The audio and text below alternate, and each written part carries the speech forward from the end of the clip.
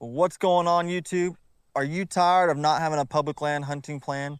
Are you tired of all the professionals trying to sell you on all their gimmicks, telling you to give you all their money and they'll give you the secret answers, telling you location, location, location, but you don't know what that location is?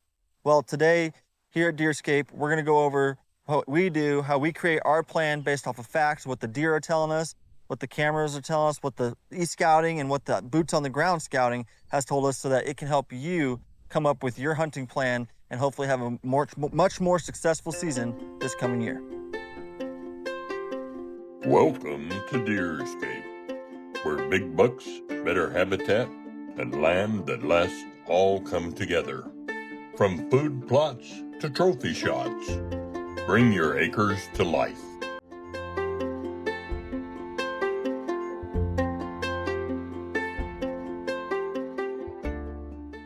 Alrighty, guys, welcome back to the Deer Lab. Yep, I said it, the Deer Lab.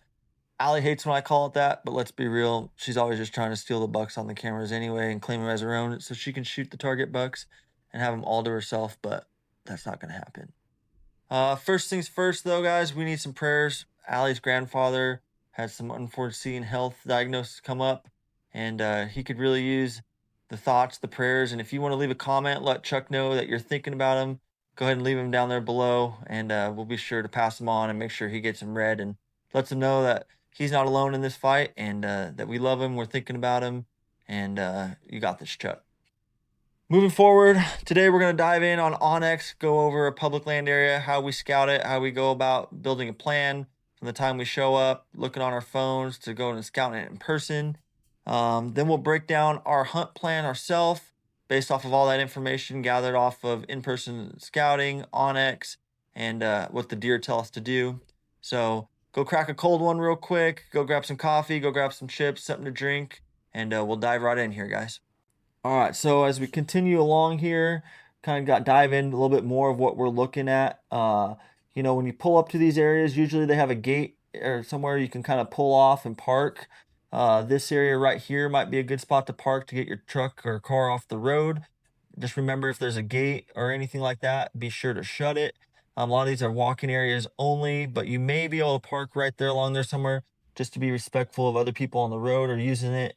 Also down here, if this spot is open, I don't think there's anything wrong with parking in just the general vicinity to keep safe and to park your vehicle off the road. But don't be driving all the way in here and park in, or driving all over the walk-in, guys. It's a walk-in access. It means walk-in. As we're going in and things that we're looking for, we want to locate where, the food, the water, the cover, and the security may be. So as we walk in, say we parked over here to the west, guys, we're going to walk in on that trail, be looking down as we're going through that, if that's a good hayfield or CRP area, and be looking to see, for any deer sign or trails coming down in there. But going down here to this food source down here, guys, that's going to be the majority of the food, whether it's corn or soybeans. The soybeans are going to be the summertime food. If it's corn, it's going to be a good summertime going into late winter. A good food source for those that'll draw in a lot of animals and a lot of deer in that area. As you go in here, you're going to be walking along this edge habitat, especially, if the corn or soybeans are starting to mature, and the palatability of those is starting to go down a little bit. Don't be walking off into the field here. Be respectful of this guy's land and walk the edge away from it.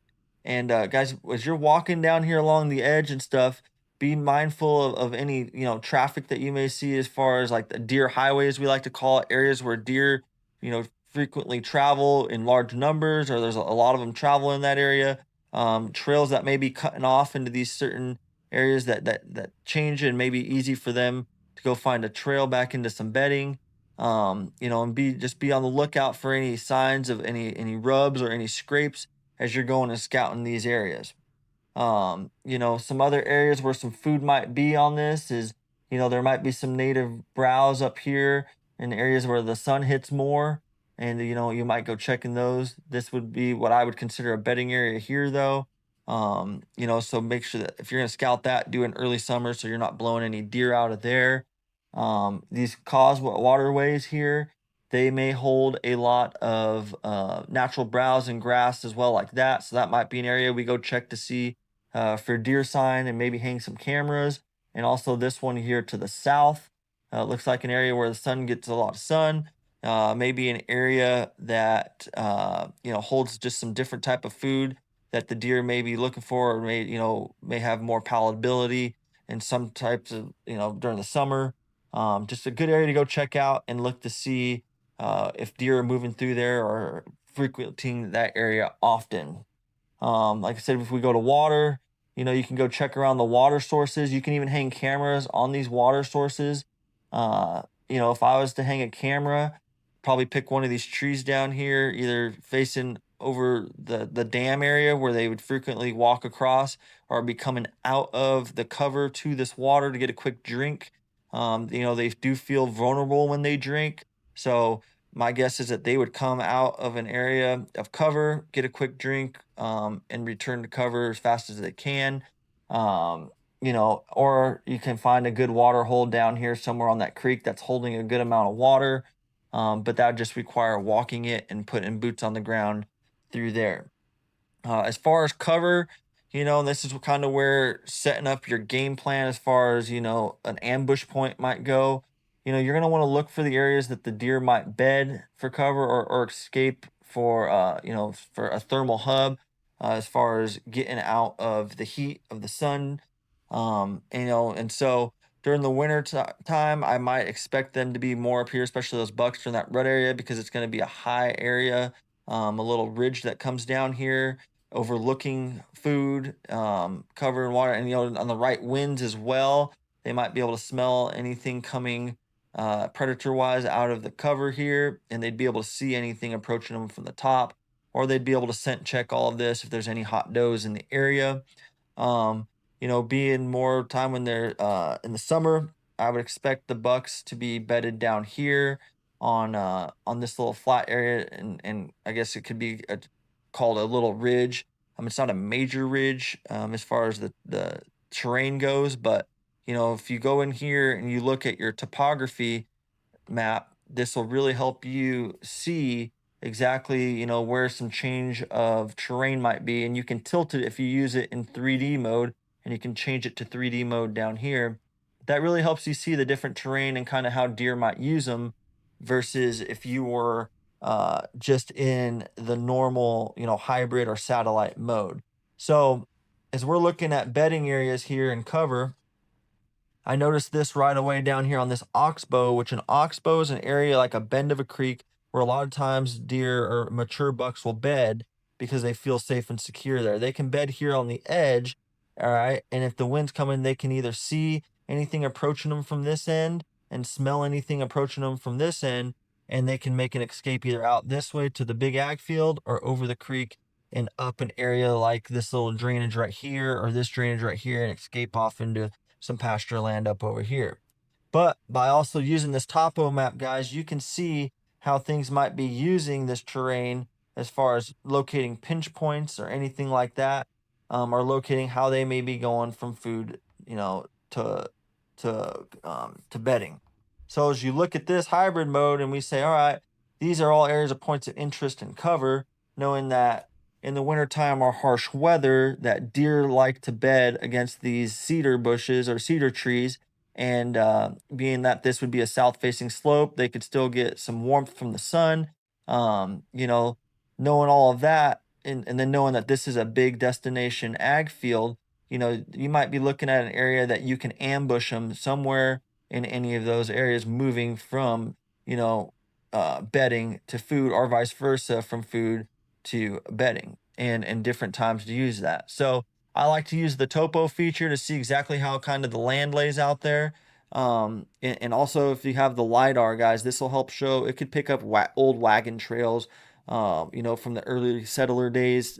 And it's really helpful, and deer love, any type of change in topography, deer will love to use that.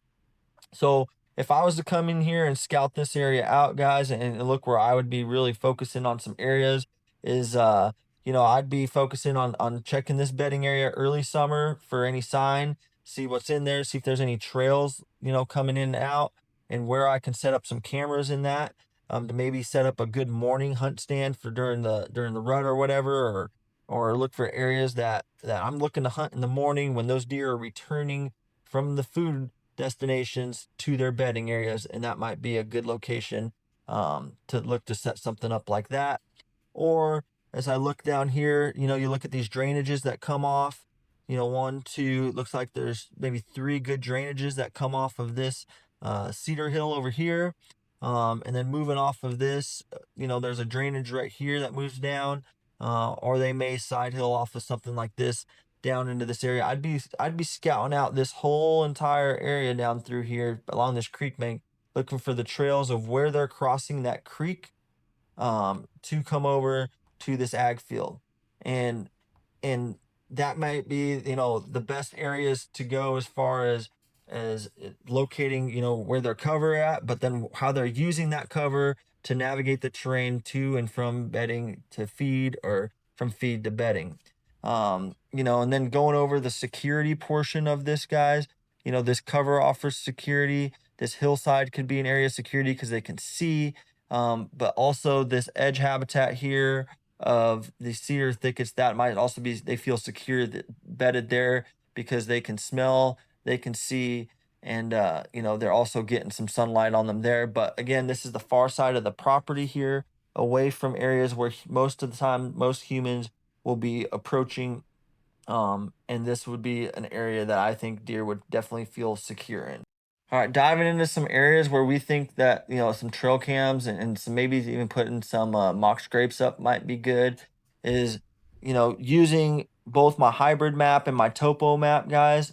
Again, my guess is that by putting boots on the ground and scouting this, but before, so I'd be marking points of interest there, which I did here and I did here, and I did point out, I marked some potential bedding sites. But as far as putting trail cameras out, I'd be looking that, I guarantee there'd be a crossing or something somewhere in here, between here and that area. I guarantee that might be an area that you might want to put a trail camera.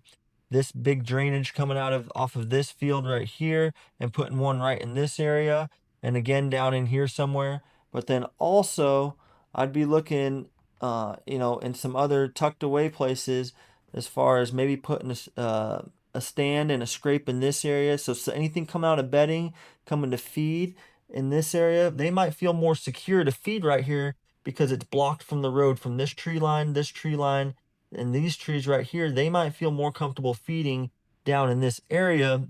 So I might put even a trail camera over here overlooking all of this, so I'm catching any movement coming from north to south, coming out of bedding. But I also might hang a scrape there, just to have an area where a buck might feel comfortable. Check in, a field edge right here, and to see if there's any other mature bucks in the area, or what does. That's kind of how deer communicate with each other. And that'd be something to look at. But it also, if you put a stand maybe in this area or over here on this tree, you might be able to get a shot across this, and open up your odds of overall having success, seeing anything coming out of this area up here to the north, or this area to the east here. um Another area that I might go down and check out is, I might check out this area down here. This might be an area where they come out, or come out even using this as a transition area to come out and they feed, get some native browse down in here. You could put a scrape rope or even a camera to see if this is an area that they use to travel through to get to the destination field, just an area that they might bed down in and feel comfortable. It just, it's just different than anything, else around it. And deer like diversity too. So that might be an area that I'll go check out. But then again, guys, this all goes to just going down there and putting boots on the ground. But you found an area that's got food, water, cover, and appears to have security. This is an area you're going to want to go check out with boots on the ground. Alrighty, guys. Probably the last bit of advice I can give you about hanging trail cameras and stuff is really make sure you tuck in your straps, so that there's nothing wind blowing going to catch a buck's eye, a doe's eye, think that's out of place. Uh, on these solar panels, it really helps extend your battery life, especially if you're running those solid lithium battery cores. Um, when you're putting your camera on, make sure you turn it to setup mode first, so that you can check and see, for one, how much battery life is on it, and also for two, how much signal it has. I've found as long as I really have one bar, or but for sure 2 bars there, that I will, no matter what, I'll have signal to get my pictures out, and I'll have pictures coming anytime that anything's lighting up the scrape. Now I tuck this back a little bit of ways from the scrape because I don't want it right there on the tree on them, so that if they're scraping or rubbing on that scrape rope, that they're not just looking directly at the camera. I have it back, I'd say about 30 feet or so on a tree tuck back here. And I hang my solar panels on areas like this lower than the camera because I really want to catch that maximum sunlight, especially when the sun's low and sun's setting. That way I'm able to get, that good solar charge. If I hang it up here, the foliage is going to block it, for a longer period of time. And that sun has to get lower for it to hit it. Um, that's what I can say, guys, about hanging these. Straps tucked, cord tucked, everything looks smooth and clean. Nothing's gonna blow in the wind. And make sure you mark these. A lot of times, guys, you can get boxes to lock these up. Guys are stealing, SD cards or cameras. That's a really crummy move on people to steal these game trail cameras. If we see cameras, we always wave at them, let them know that, yeah, we saw it, but you know what, that person beat us there, or it's a good area to scout. All right, guys, we're going to dive into boots on the ground here, and we're also going to use Onyx here to kind of explain this. But boots on the ground is the most important part of you building your overall hunt plan. This is going to tell you if what you see on the maps is lining up, if it's going to tell you where to place your trail cameras and where to place your scrapes. You're going to let all the sign tell you where to place these things.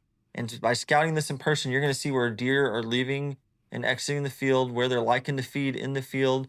You might be able to spot them on some bedding if it's up high, and some CRP grass, and overall just see their behavior and kind of how they're using the land. And there's no better way to do that than in person, and by walking these areas out. Now, I will say it's best to do this type of scouting after the season, your January, February, your March, before the leaves come back and the trails are still fresh. But if you're going to do it in the summertime, it's best to do it in the early summertime. But be careful of your ticks, and stuff like that. Just use your permethrin and stuff like that, so you're not getting any disease. If you're going to do it this time of year, probably don't go into the bedding areas and blow those out, and just kind of stay hidden on the field edges, or find some type of area up high of elevation where you can definitely see but not be seen.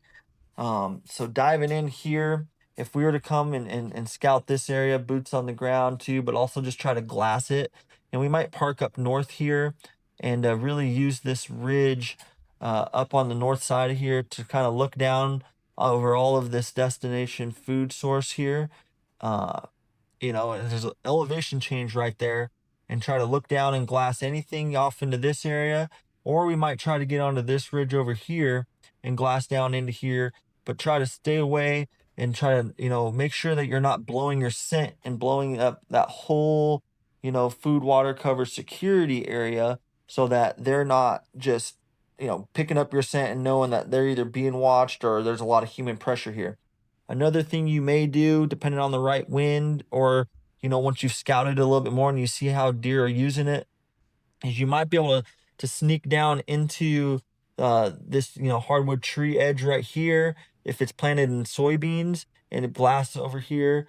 Or you might be able to sneak down into this kind of waterway down in here, and depending on the right wind, or if you get up in a tree, you might be able to glass through this and kind of see how the deer are using it. Even if it's standing corn, if you're up high, you'll usually be able to see better. But again, watch the wind, and really just let your boots on the ground scouting help you start to make your plan come together. Alrighty, guys. So now you've done your in-person scouting. You've got some trail cameras hung. You're starting to get in-person knowledge of the area, and you're letting your trail cameras soak a little bit, and you're getting those bucks on there. You're getting those does. Go in there and start looking, and really pay attention to what those deer are doing on those cameras, and you can start making a plan from there. But do not get married to a spot. And I can't say that again. Do not get married to a spot if it is not showing the signs that we're looking for. If you're not getting enough does on camera, you're only getting one or two does, and it's been 2 weeks or whatever, move that camera. Go find a different area where there's more sign, just chalk that one up as a loss. Don't be disappointed, and just hang on to a spot just because you like the way it looks so much. If you're not seeing bucks, but you're seeing a ton of does, that could be a good thing. Don't get scared if you're not seeing a ton of bucks on your cameras, because if you're seeing a lot of does, those bucks are going to come and they're going to, when it's the rut, they're going to come and they're going to get those does bred, right? Those bucks right now, they're all in bachelor groups, and it could be in their summer range, and they could be summering on a separate property. They could be summering up to a mile, half mile, 5 miles away. You never know when those bucks break up where they're going to go off to and where their fall range is going to be. That shift is getting ready to happen. I'm noticing on my cameras right now that I'm picking up new mature bucks that are coming to their fall range. I'm only picking them up once or twice. They're checking an area, they're checking scrape, they're freshening it up a little bit. Guys, they're starting to get that tingle right now of what's going on to come, as far as when that fall shift happens and that testosterone really starts flowing, when they scrape all that velvet off of their horns and they go hard horn. But then again, do not be afraid to move a camera if you're not liking what you're seeing. And here's a video real showing of a good area with an edge habitat of us going into an area, but also a reason why we are moving a camera. Alrighty guys, so this is a spot that we chose to hang one of our Scrape Rope Co. ropes here. This rope actually has a little bit of a vine attached to the bottom of the rope with a wire woven in between, so I can bend it and make it more naturally mock a natural vine. But I chose this spot to hang one of the Scrape Rope Co. ropes here because down here to my right, we have a crossing trail here, and on both sides of this, there are big ag soybean fields. And then along up and down right here, there's about 100-foot wide edge habitat with, some native browse, native grasses, and just, a good area that offers just an area for those bucks to walk up and down and to scent check an area. So probably during the rut, that'll be a good spot. But right now, we're not seeing the amount of does we really want to see here, and we're not seeing the amount of bucks that we want to see. But don't always take that as a sign of, hey, I need to move this rope because I'm not seeing, or this camera because I'm not seeing bucks here. Just because bucks aren't here right now doesn't mean that they won't be here come October, November when the rut happens. However, the reason why we are going to take this rope down and also move our Tacticam reveal camera is because we're just not seeing the numbers that we're looking for. And there is a big bedding off here to my right, but scouting that in there, when I hung this rope, I knew that this might be a hit or miss spot of an area that I'm taking a chance of there being a mature buck that might go to hide away. However, we're just not seeing any signs of mature bucks in here right now, and or the numbers that we're looking for. Alrighty guys, so you saw in that video an area that we thought we were really gonna like, but we did not get married to that spot. We ended up moving that scrape and that camera to an area that we found much more suitable, found a lot more sign, and it just goes to prove that an area can have everything you're looking for, but it just doesn't work out. But moving on here, to build on your plan, you're also going to want to scout out your ambush locations. You're going to want to get to know your access points, and you're going to scout out for other human signs. So when you're looking at your ambush locations, guys, you're really going to want to see where you're going to want to set up your stands or your saddles or your ground blinds or your big blinds for areas that you think is going to be the best area of ambush for a buck moving from cover to food or from food to cover, because killing a whitetail buck is all about the ambush. Uh, so when you're doing from food to cover, so from food back to bedding, I think that's a great way to go in there for a morning hunt. You may be a good mature buck that is not showing much during quote unquote daylight hours or whatever, or during times that we can hunt. The best time to might kill him might be a morning hunt where you're getting him coming back after he's checking and freshening up all his scrapes. But say you know where he's bedded at because you've done the scouting, and you're not getting him in those afternoon sits. That morning time from food to cover, that might be the area where you get in there and you find an area where he uses a trail often. And guys, when you're finding that area where he uses a trail, set up a stand on both sides for multiple different wind directions. Let me repeat that. Try to find stand locations that you can hunt from multiple wind directions. even if that means that you have a stand on one side of the trail and a stand on the other. You know, a lot of times you guys see guys kill big bucks with winds that are quartering into their nose from some type of direction. You know, try to remember that as you're scouted in these areas, you know, for an ambush location, to always remember how many hunts can I, you know, how, wind directions can I hunt this on? And, you know, how good is this stand overall? You know, and if you're going to do an afternoon sit, you know, those field edges, are good for that, you know, or getting those bucks from, you know, from bedding to food, or maybe even at a water hole. That might be a good afternoon sit. And, you know, just let the deer sign tell you, and let the boots on the ground scouting tell you where those are. As you're walking in there and you got your access figured out and all that stuff, guys, make sure you're looking for, you know, signs of other human pressure, stuff like that. And that starts when you pull into an area. When you pull into an area, you look around to see how many tracks there are. I mean, vehicle tracks. See how worn that road is. See, you know, as you're walking in, see how many boot tracks there are. Guys, look for trail cameras, look for other tree stands. You know, big bucks are not going to want to be in areas that are very pressured. And that, you know, that pressure starts now all year round, because we're in the woods year round to be able to make sure that we're scouting out an area and putting our sweat equity in to find big bucks. So, you know, that could be trash, trail cameras, tree stands, locations where tree stands used to be in trees. Guys, look for all of that. That might help tell you whether an area could be really good or not. And you know, that could help you put your plan together even more. All right, to close out the plans, guys, one of the last tips and advice that I can give you guys is have multiple plans. Just like I said, have multiple stand locations. Don't get married to a spot.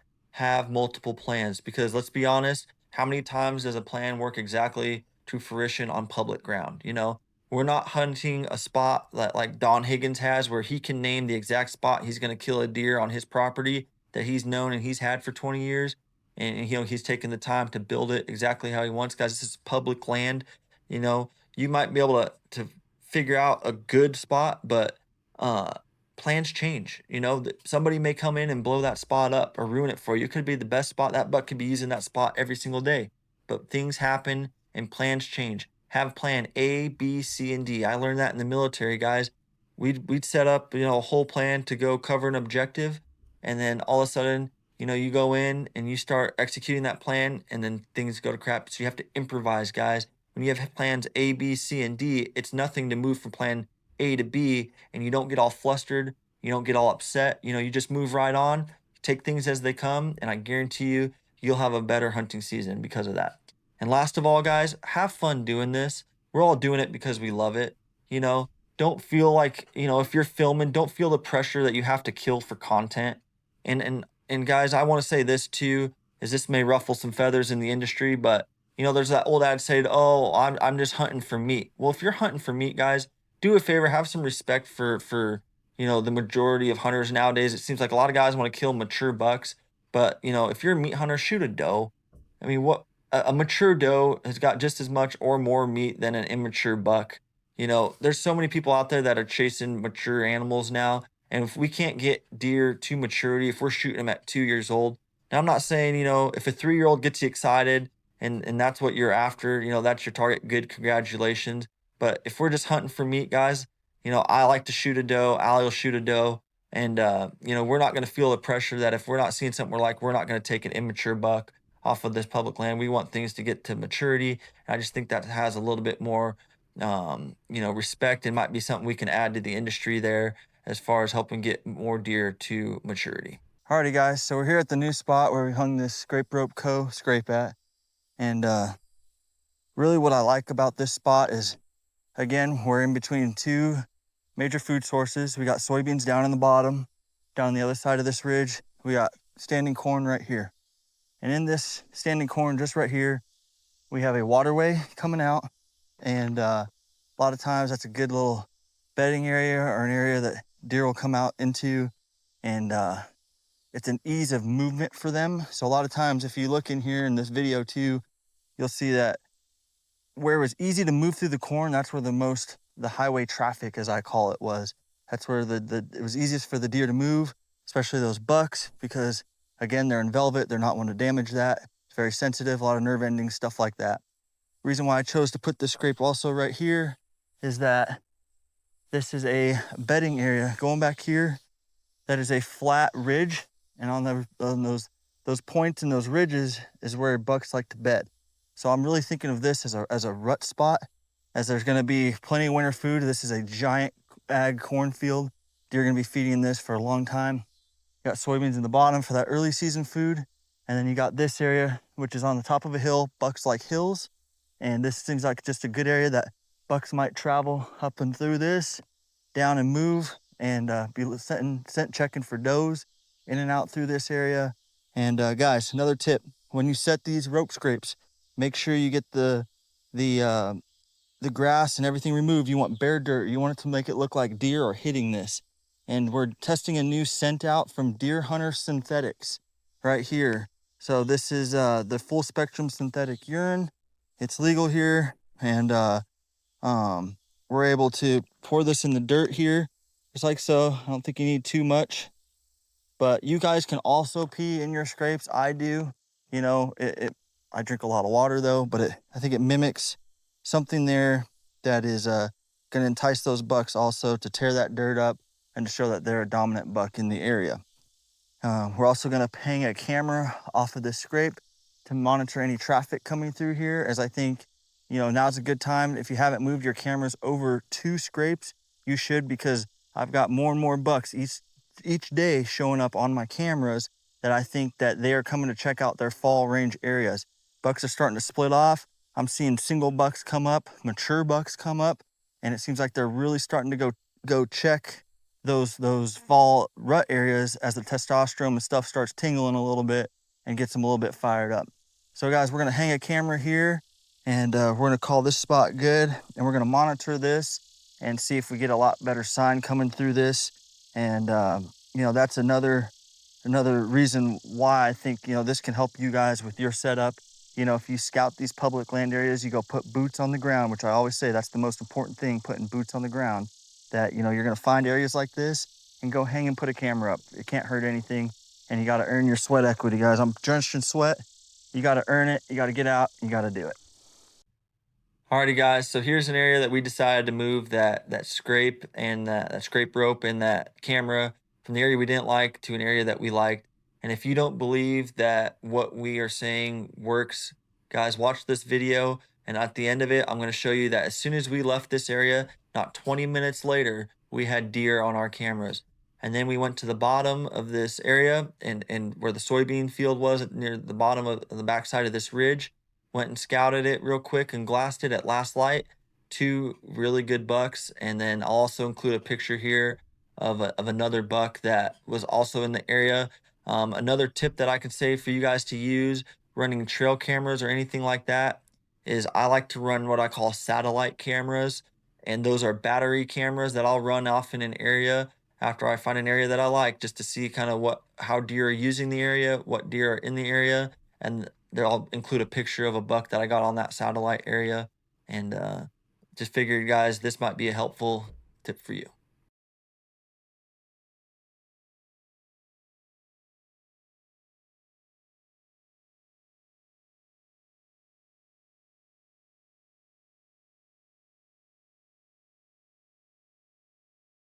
Alrighty, guys. Well, that's a wrap. Hopefully we helped you create a better plan. You know, if this video helped you or you think it could help anybody, guys, feel free to share the video, like and subscribe to it, guys. That helps us out more than anything. You know, the more you like, the more you subscribe, the more you comment, the more you ask questions, the more you engage with this video, the more this video gets pushed out to others in the whole community. You know, we love hearing from you guys. And guys, if you are subscribed to this channel, or even if you are going to subscribe to this channel, we are giving away a Hoyt Alpha X bow to one of our subscribers as soon as my new bow is in. I'm getting a new bow for this hunting season, just waiting for it to get in so I can test it. And as soon as I have that, I will be giving away that bow to you, one of my subscribers on this channel. And guys, we really appreciate that support. You know, and also be on the lookout for our next video. We got a new stand in. The stand is from Elevate Stand Co. and it's the Element stand. We're super excited about it. They're a Christian-based company. So if you're looking for a new stand, highly recommend them. Great company, great products. and you'll see a video up on that stand here very shortly. But guys, thanks again for the support. Hopefully you have a better understanding of how to create a plan now, and we'll see you on the next one. We appreciate you watching Deerscape. Subscribe for more hunts, more stories, and more time in the woods. Until next time, aim true.